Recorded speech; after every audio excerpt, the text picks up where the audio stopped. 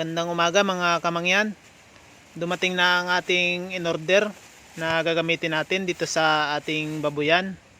Ang buta at kapote para kapag tagulan ay may magagamit tayo. Yun nga lang ay medyo manipis ang nabili nating buta. Pero okay lang. Mura lang naman ang ating pagkakabili. May protection lang tayo kapag tagulan. Hindi na tayo mababasa ng ulan. Kailangan natin ito dito sa ating baboyan, lalo na kung panahon ng tagulan. Medyo makapal naman ang nabili nating kaputi, okay naman siya. Sulit naman ang ating binayad. Nabili lang natin ito ng 209. At itong buta naman ay 241. Kahit manipis ay okay na rin. Sa Lazada natin ito nabili mga kamangyan, kaya mura lang. Kasi kung dito sa amin ito bibilhin, baka doble ang presyo. Ayan, tamang-tama lang ang sukat sa atin mga kamangyan. May panglaban na tayo tuwing tag-ulan. Mapapakain pa rin natin ang ating mga baboy kahit tag-ulan. Kulang pa kasi ang bubong dito sa area ng ating babuyan. Pero ngayon ay may panglaban na tayo sa tag-ulan. Ipapakita ko naman sa inyo ang mga baboy natin. Dahil sa 15 na baboy natin ay 5 na lang ang natira. Survivor na sila ng ESF. Hindi pa natin na sasara itong ating tabon sa kanila. Sako lang yan mga kamangyan na tinahin natin. Dahil kakatapos lang nila kumain. Yan na sila mga kamangyan. Sa mga hindi pa nakakapanood ng aking mga vlog, hindi po ito ang talagang kulungan ng aking mga baboy. Nilipat lang natin sila dito mula nung nagkaroon ng ESF dito sa lugar namin. Mas delikado kasi dun sa dati nilang kulungan dahil malapit lang sa kalsada at maraming tao rin ang dumadaan. At napuntahan na rin tayo ng DA doon first week ng October at kinuha nga ang kanilang blood sample. Pero wala namang bumalik na DA kung positive ba or negative ang blood sample na kinuha nila dito sa ating mga baboy. Tapos third week ng November ay nilipat natin sila dito dahil nagkakasakit na nga ang ibang mga baboy dito sa lugar natin.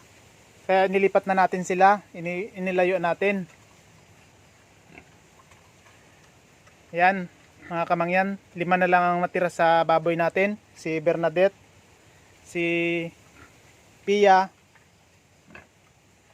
MJ, Gina at si Max.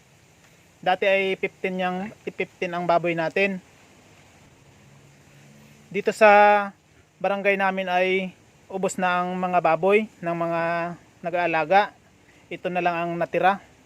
Itong dito sa alaga natin. Itong 4 na babae ay mga buntis yan mga kamangyan. Ito si Bernadette ay 99 days na buntis. I-dispose sana natin yan dati dahil natunaw nga ang kanyang pagbubuntis.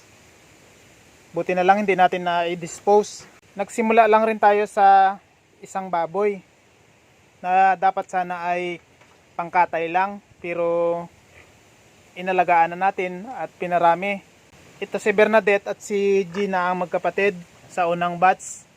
Saka si MJ at si Pia naman ang sunod na batch.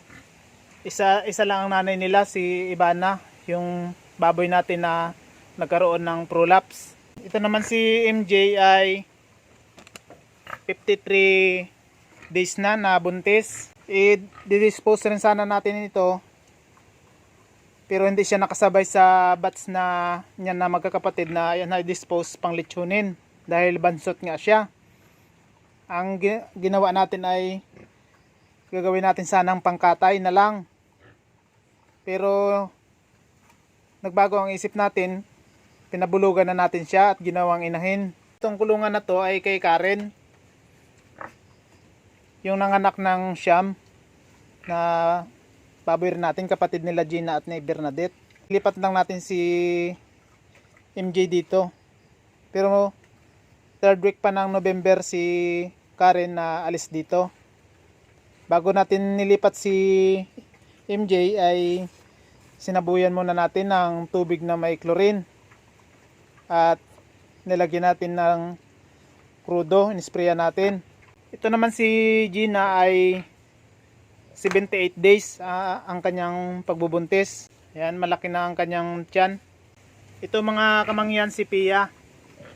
Pia 55 days na ang pagbubuntis niya. Yan, itong mga baboy natin ay manganganak ng January at February. Pero si Bernadette ay katapusan nitong December. Dito lang natin yan pinabulog mga kamangyan kay Max.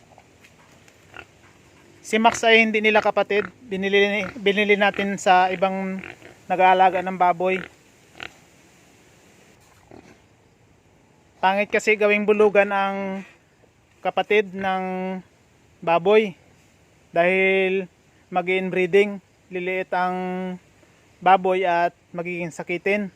Ang nanay ni Max ay native lang rin mga kamangyan. Tapos ang tatay niya ay Durox.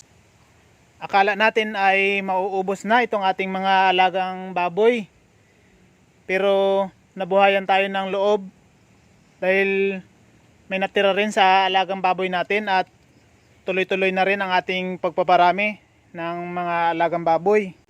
Nakatulong sa atin ang pagpapausok natin dito sa ating babuyan tuwing umaga at hapon. At ang pag-spray rin natin ng krudo dito sa ating babuyan. At ang paglalagay natin ng tabon sa kanilang kulungan para hindi sila lamigin dahil malakas na ang hangin dito sa kanilang bagong kulungan. Hindi na natin sila ibabalik doon sa dati nilang kulungan. Ito na ang ating gagawing pinakakulungan nila. At kapag nanganak na sila at nakapag-dispose na tayo ng anak nila, ay ayusin na lang natin itong area na to. Yung dati nilang kulungan ay doon natin ilalagay ang mga ibibenta natin na biik at mga panglitsyon pag tayo ay magbibenta na. Hanggang dito na lang muna mga kamangyan. Sa mga hindi pa nakapag-subscribe, pa-like at subscribe naman po para lumago ang ating munting channel. Maraming salamat. Bye-bye.